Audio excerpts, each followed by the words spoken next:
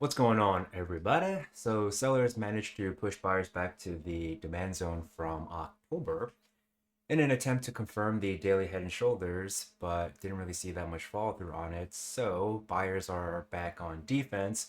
What do they need to do in order to stay constructive? And is the rally over if we lose the October demand as support? My name is Lamont. I've been a full-time trader for 8 years now, part of the Chart Guys team for half of that. And in this video, we will go over that and more. So let us get into it. Okay, so as we were discussing in the prior weeks, this head and shoulders pattern is in play as long as this overhead supply sitting at the all-time high is acting as resistance. So we had a really clean rejection from the low of that structure at 602.13 and set that daily lower high and closed out this week. So that's 2 weeks prior with this bounce. So I think this is definitely worth talking about, right? Some auction theory stuff. The idea is, if you recall from last week, what we were saying was, okay, so we had a big old bounce and then we set that lower high. There was space for a higher low. And to close out this Friday, that's Friday the 27th, we had a bounce pretty much completely at the end of the week. And that bounce brought us back over the low of this structure. So there was the potential that these buyers were going to find acceptance over this low at 594.37, which would then make 598.16 the key level, right? Because if we could affirm this structure as demand, well, then obviously we're very close to this area of supply that's left in the way. So what you want to see after a bounce, or really after any kind of move, right? You want to see what kind of acceptance is there, right? Because the market is essentially, you should think about the market from the perspective of change, right? Like that's all that we can do. We can't know what's going to happen in the future, but we can call things for what they are right now in the moment based on what kind of change has occurred and what kind of change is being rejected or affirmed, right? And so what we wanted to see, the most bullish case scenario after this bounce at the end of 2 weeks prior would have been acceptance over the bounce, right? Obviously, this bounce was notable, but if these buyers can't hold over the wick, essentially, right, hold over 594.37, then this bounce is not affirmed in the later sessions. So the pretty much the worst case scenario for the buyers is how we opened up Monday with this gap down open that fills the gap, but you find pretty much no acceptance. So first of all, we open under this bounce, right? Obviously, if this bounce was going to be accepted by buyers, by the market, I should say, then the buyers would have been able to open here, right? Or at least somewhere in there, and then rally above it. The worst situation, the worst open, the weakest open would have been a gap down, which is exactly what we saw. Now, that being said, the opening drive lower again came down to test this value area high of this October demand, right? We've been watching this guy for a long time now because it was where the low of the election reaction was set. The value area high was made for these lows over here, like 3 lows made right off of the value area high. The high of the structure held 2 times over here, and the cat's slapping me. And this low was made right off the point of control of the structure. 2 low of days again made off of the value area high of the structure, and then another pop and drop under the point of control of this structure. So this is very notable, right? To get this daily lower high and lower low, confirm this daily head and shoulders, or try to confirm this daily head and shoulders pattern, break this Friday low, come under this point of control again, and yet don't find acceptance. Again, this should have been the ghost. This should have been smashy for the sellers to at least down here, right? To at least down to the value area low. After making this new low, the next objective for these sellers should have been to come down to 579.23. So just like this was a notable failure to find acceptance under the point of control and fail to come down here, which led to a big old bounce, just like this was a notable failure to come down to the point of control that led to a major bounce, this is also a notable failure. This is a very similar failure to this break over here, this break over here. And at this point now, the odds of us seeing further potential balance under the all-time high supply and over this October demand has now obviously increased, right? Will that continue to be the case? We don't know. We don't get to know. We don't get to know, we don't get to know the future, obviously. But what we can do is call it for what things are in the moment. So right now, that break is a very notable slip up from the sellers. They did not press the issue here when they had a really good standing. They had a good opportunity to do so, and they failed. There is still space for a lower high under 602.48. But really, as long as we're balancing sideways here over this October structure, the weekly time frame is very comfortable, right? So when we're looking at these structures, backtesting prior areas of demand and then breaking out, we're very often on the daily time frame, at least recently, because you know, we've been ripping on the daily time frame. Things have been fine on the daily chart. But it's all fractals, right? So we use all of this information and we can apply it to the different time frames, right? And so even though the daily chart right now has this daily overhead supply, and this is the most damage that the sellers have been able to manage ever since July, still on the weekly time frame, if you just zoom out, right, and you see, okay, well, where was there any bit of meaningful weekly balance? And it was over here, right? So here's that October structure over here, and it's sitting on top of this much larger weekly structure. As long as you are not finding acceptance under that October structure, I'll bring it back really quick. So it's over there. As long as we're, I think I might have a cleaner chart actually.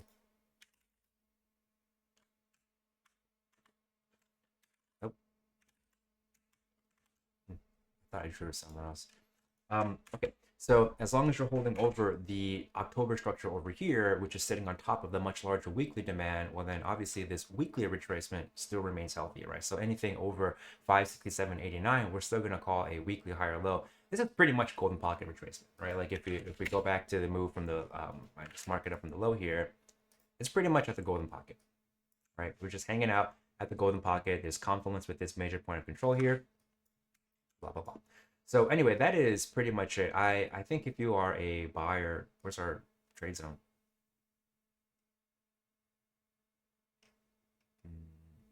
Where'd it go? Okay. So this one was a stop, and then this one of old, I believe last week we were saying, you know, it's still reasonable, right? Like this guy over here remains reasonable. Why?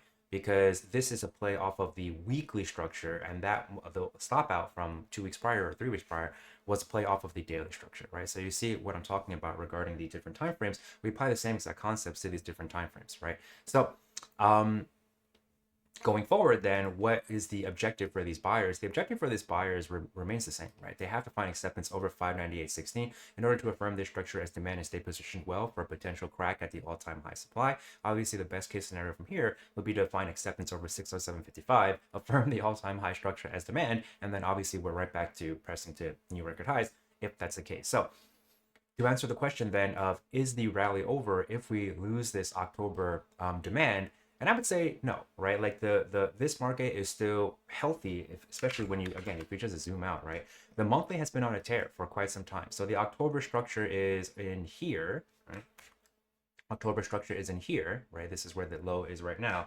And even if we were to lose that October structure, we would really just be looking for a monthly higher low over 510.27. And even if we were to lose this 510.27 level, if you don't trade back under this 2022 high, if you correct all the way back down into the high 400s, but you still hold over this high, then this breakout continues to be affirmed. And if we trade sideways over this prior high, it's pretty much just a repeat of this, right? Like this big old retracement in 2022, essentially just a back test of this high, right? The high of this much larger sideways structure. And you have like this little guy over here, which is like kind of the pause, right? Like this breakout occurred, they move sideways, and then another breakout, right?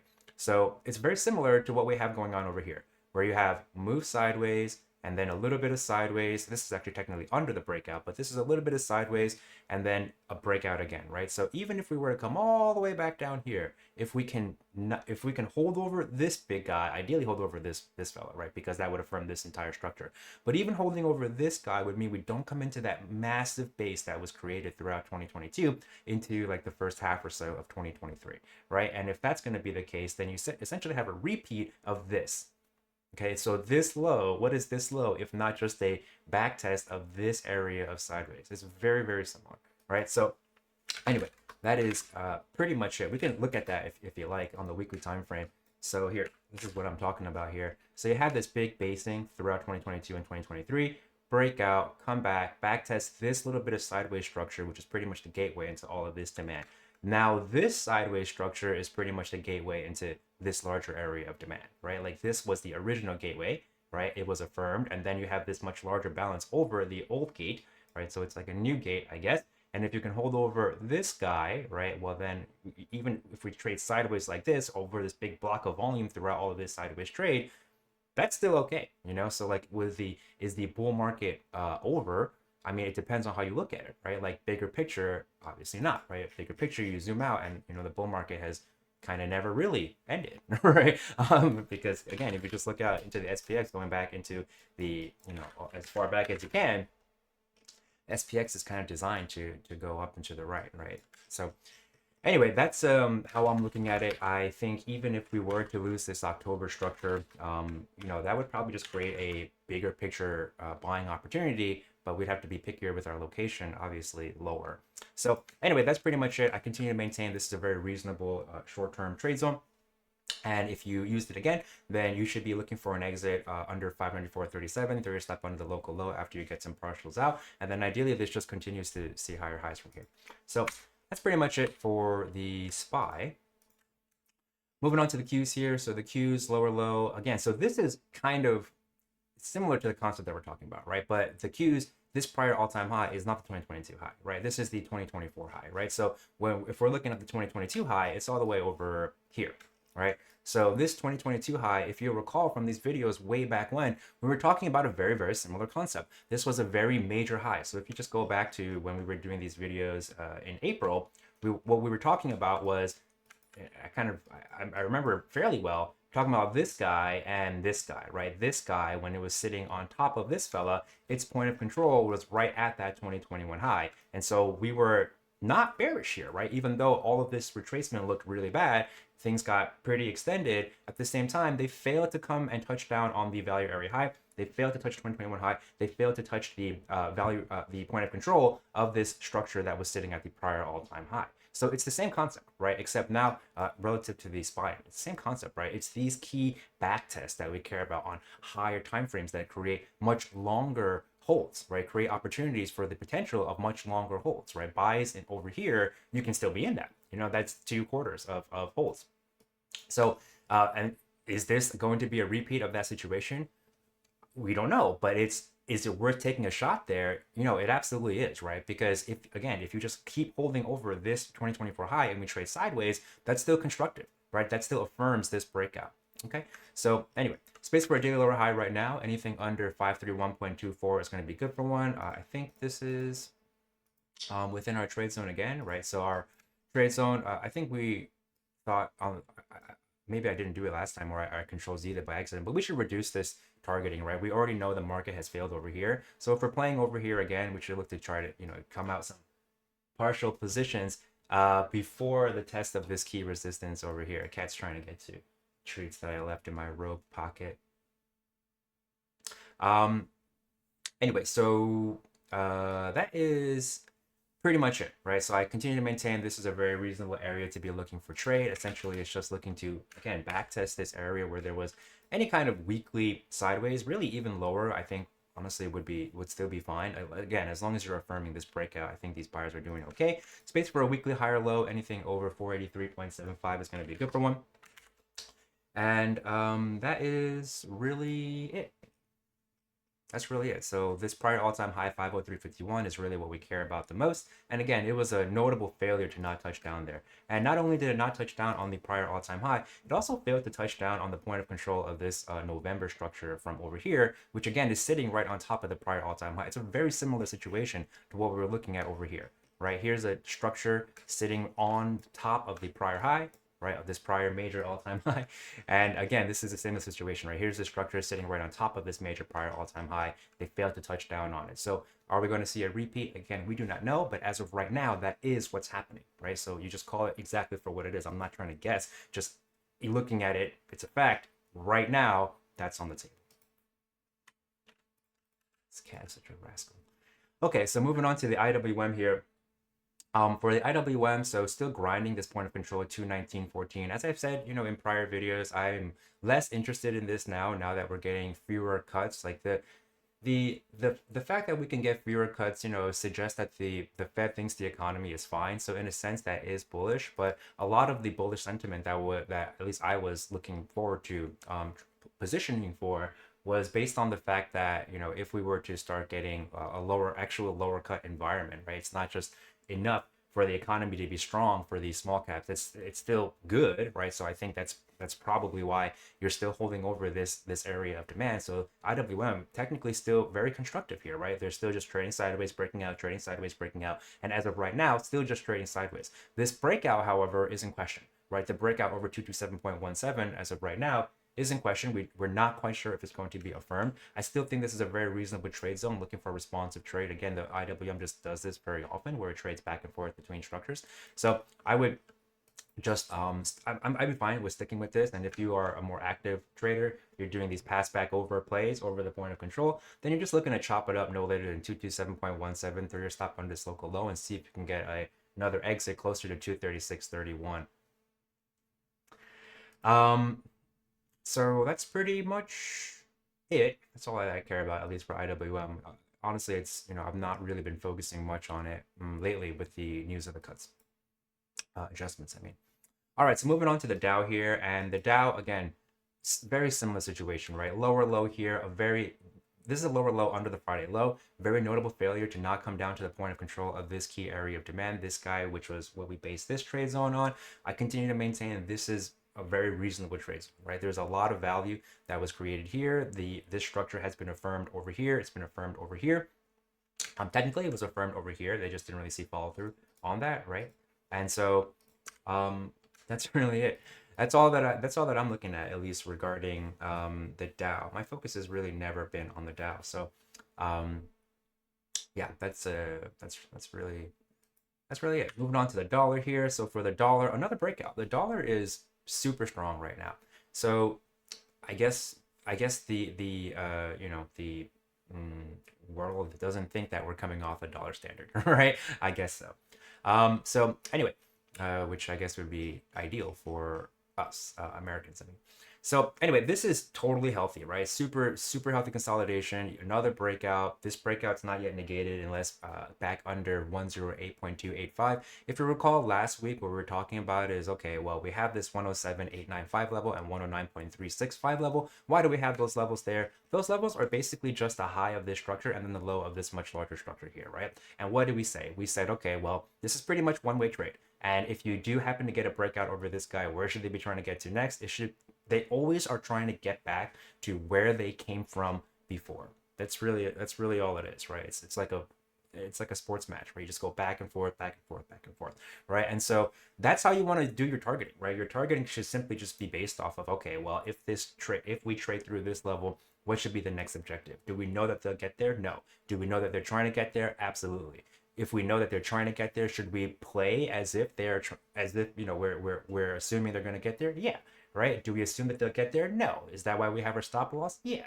Right? And that's trading in a nutshell, It's not about knowing what's going to happen, right? It's about knowing what the buyers or sellers are trying to get done and then picking the cheapest location relative to the target, right? So you know what they're trying to get done, the buyers are trying to get here. Right? So once you know where they're trying to get here, if they clear this area, 107.895, then it just becomes a matter of picking your cheapest location, right? And the cheapest location very often is going to be like a back test of an area of demand. So you don't really get a super clean back test over here. But if we move into the intraday, you can already see how the low of this day is pretty much the high of this day, right? You see what I'm saying? So once this breakout occurs on this day, you open up over here, they get over this high. This back test is a very reasonable location if you're a day time frame operator, right? Like a day trade or whatever. At that point, then okay, well, they're trying to get here. If I can bottom fish off of this level, throw my stop under the low, and then try to get here, and that's very reasonable R. So in a nutshell, that's pretty much how you kind of want to think through in my opinion, every single trade. So anyway, space for a daily higher low, anything over 107.545 is going to be good for one. Again, as long as you're holding over this guy, these buyers are doing just fine. This breakout is not negated without acceptance back under 108.285. At this point now, I think it's reasonable to be moving this trade zone up. Obviously, we didn't get a taste of this most recent move using this guy. You can move it up, something like this. I think it's pretty reasonable. Something like this guy. Pretty reasonable. You don't want to lose the this fella as support, but even if you were to come all the way back down to here, I guess something like this would be better. Using like this high volume area. Something like this, I think pretty reasonable. And if you're still just managing your position from down here, then at this point now you can walk your stop from over here to under here. Okay, oops, almost lost my engagement ring there. So that's it for the dollar. All right. Okay, NVDA looking pretty strong. So like we were saying in prior videos, as long as the rotation within the major tech names is looking pretty strong, it's hard to be too bearish, you know, like if you just look over at the Fangman T names here, look over the Fangman T names here, and pretty much everybody is either backtesting a prior area of a lot of demand, like Apple. Microsoft has just been trading sideways, hanging out near the highs. NVDA, again, hanging out near the highs, trading relatively sideways. Amazon, potential bull flag here. They didn't even backtest this breakout point yet. Meta doesn't look the best, to be honest with you. Just had this breakout into a new high and you couldn't hold over it, but still just hanging out pretty close to the highs. Google, similar to Amazon, right? Backtesting this area of demand, very healthy consolidation. And then Tesla, which just isn't really like a biggest holding, but but it is also, you know, near the highs, backtesting this prior supply, acting as demand. And then finally, Netflix, again, very near the highs, right? Like, could all these names start drilling together? Absolutely. But as of right now, as long as these guys are seeing like somewhat of a rotation, which as of right now, it sure seems like NVDA is starting to see some bullish rotation, at least within its sector. So very notable balance, a gap and go day, whereas like everybody else just kind of had like decent days where you just hold or whatever inside bars, etc. NVDA showing some relative strength. So there's the potential then that the semis SMH could break out of this consolidation pattern over this all-time high supply with NVDA leading the way, which would definitely help these buyers, right? Buyers would feel a lot more confident if NVDA started leading the way again, right? Because essentially it led the entire way up here, and it's been taking, it took a couple of quarters or so of pause, and so if it goes back to pressing to new highs, you know, I think that bodes well for the market overall. Anyway, so NVDA dipped into our trade zone, is now overcome the target, and so at this point now, again, pull these lower bids, throw your stop under here. Now that you've had this little bit of daily sideways and breakout, if you did any initiations using this trade zone, then you can just walk your stop up to here now. So don't look for any lower bids anymore using this guy, and just walk your stop under here, and you'll be doing just fine. Space for a higher low, anything over 133.83 would be good for one. The next buyer objective should be 147.16. It's super key. They're very close to it now. The last time they got really close and failed was obviously a very notable failure, but held the back test of this guy over here. And so now at this point, it's all about 147.16. Can you find acceptance over 147.16? If so, then this guy is being affirmed as demand. If this guy is being affirmed as demand, buyer's positioned very well for a break to all-time highs. Okay, I'm probably gonna just start selling puts on this guy. Like it's been hard to reinitiate shares. Forget what I was doing on this day. This day I did something else, not NVDA. So I'll probably just start selling puts the next time there's any kind of like reasonable selling. Ideally back down to 130. If we start coming back down to 130, I'll probably sell at the money, and we'll see how it goes from there. Okay, so Bitcoin, again, continuing to just grind this key demand zone, right? Like as we were saying, as long as you're looking for buys off of this guy, it's really more appropriate for shorter term operators. So what you want to see is like hourly oversold conditions, come and test these key levels, and then you can, if your things are already pretty extended, at least up into the hourly, and you test one of these key levels, and then it passes back over it, you can buy that pass back over it, throw your stop under the local low. We've spoken about that setup many times in these prior videos. It's pretty much the primary setup that I trade. It's usually like a day trade in day time frame setup for me, but I do it for swing trades as well. But the concept is the same, you know, whether it's on the day time frame or day plus time frame, it doesn't really matter. The concept is the same.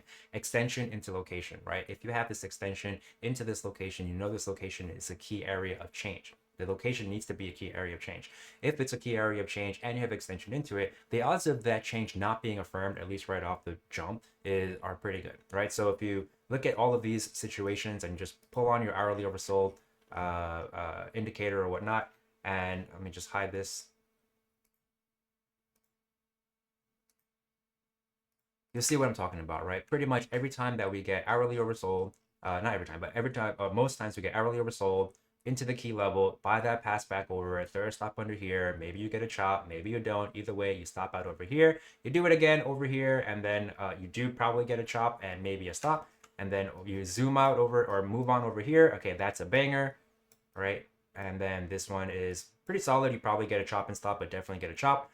Over here, you probably get a chop and stop, right? Because you do come back to test this prior area where you would look for your partial exits, etc. Over here is probably a stop. Over here is a banger, etc. So that's the idea, right? Is it going to work every time? Obviously not. You can see that it doesn't work every time. Is it a very high probability setup that will allow for you to take your risk out of the equation typically very quickly? Yes, right? So that's, in my opinion, how you want to use these key levels, right? Every single level on the charts that I draw up, at least, pretty much every single one should be a key level. It's either going to be a value area high low, point of control or a straight up horizontal level that's indicative of change, like this breakout level. Okay, so anyway, that's the way that I think it's the easiest way to go about technical sequencing, in my opinion, and also for establishing setup. So there's really no change to the Bitcoin chart. Again, this consolidation is all very healthy as long as you're trading sideways over this guy. Holding over this guy is the best case scenario. Bigger picture, holding over this guy is still fine, you know. And I would prefer to be over here. Matter of fact, if we start drilling like on IBIT, if we start drilling down to like this 42 level on IBIT, I'll probably just start selling 42 puts to start trying to position for shares in the old IRA. All right. This is from the what low? This is from the August low?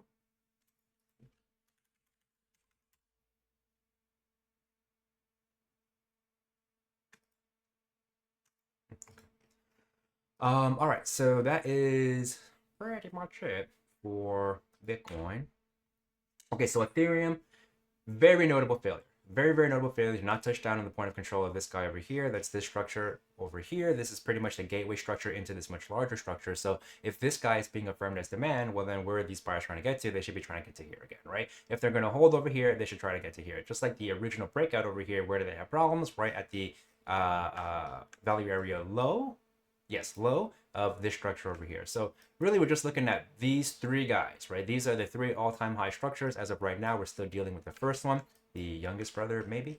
And as of right now, this is looking very constructive here, right? So at this point now, you had this breakdown under this sideways, right? This breakdown under here.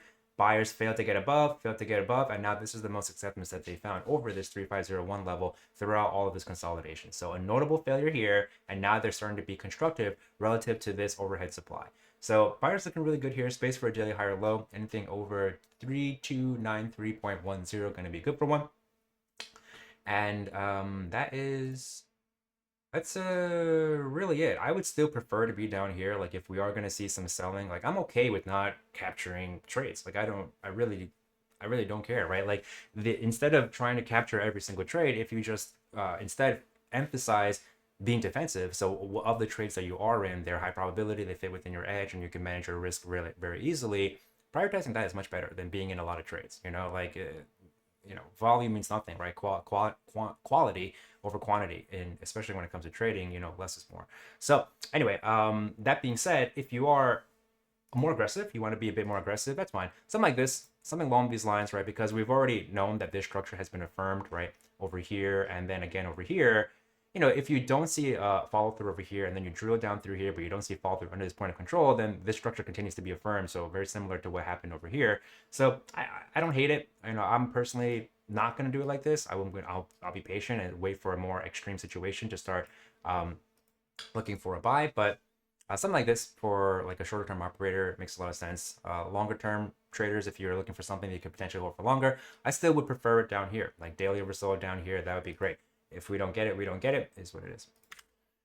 Okay, CCJ. So back into this old trade zone, and again, like I said, I wouldn't be too confident using it again. CCJ in general just kind of bounces around quite a bit, and like it has the tendency to create expanding ranges, right? So here you have a lower low, no follow through, higher high, no follow through, and then it tightens back up again. But here you have a higher high, no follow through, lower low, no follow through again. So you know, I'm a little bit more cautious when it comes to a retest of a zone that recently just held. That's my opinion, at least, and that's how I like. So for example, over here, if you're looking for a back test of this guy, that's great. When you come back around, it doesn't hold the second time. So is it going to hold this time? Obviously, I have no idea. Again, this trade zone is for very aggressive sellers because this is a blue sky breakout bull, but I still think it's reasonable. You know, if you're looking for a sell in this space, then I think it's reasonable to be top fishing off of this guy. It is the only supply left in the way. So this is something you want to cut right away if it doesn't work, because obviously if it breaks into all-time highs, it can, who knows how far it can go. There's no overhead resistance. So that's really it. I think if CCJ were to come trade down to this guy again, I think I'd be more interested in a play there, because now that we've made a higher high, if we were to drill all the way back down here, you definitely would have daily oversold conditions. Things would get pretty extreme down back here if we were to get another shot at the 40s. So I think I'd be more interested in that for a buy personally. So that's pretty much it. Didn't really do much last week. It's been, you know, holiday week, kind of slow, but I do just want to talk a little bit about the our chat room. Like I'm very happy to be part of the group every single day. We have a little community, especially like within the chart guys, our futures room, where we have full-time traders. They're there every single day, and we do very often. We do our regular call outs. So even in this shortened week, we had a bunch of call outs here. So this is kind of what we do. We always talk about the trades that we do, and we update those positions live. So we talk about when we sell, etc. What the logic of what the logic for these sells or buys are. Obviously, we don't just sell. We also do buys. And I think probably this trade was the best trade out of the group in the week. That's from David. He's been doing a lot of really great stuff with market profile. My point is just that the community is really solid. We have a lot of fun, and we call out our trades not to flex on each other, not to show off or whatever, but to help each other understand how we look at the market, how we manage our risk, and we do it live, right? Because that's the process, right? We want to share the process. If you'll notice, the chart guys, obviously we don't do any fear headline stuff. We don't do any like Lambo, whatever. We're not going to sell you any empty promises. We tell it for what it is. It's a grind, it's a job, it's a craft, right? It's hard. Like it's a very hard job. And so we practice transparency here. We're very supportive. So if you're interested in joining a community of full-time traders and sticking around with us in the futures room every day, then give the community a shot. It's a really great place to learn, the ropes in this game. And links in the description below. And if you wouldn't mind hitting us with a like and subscribe, we would very much appreciate that. Helps us out a lot.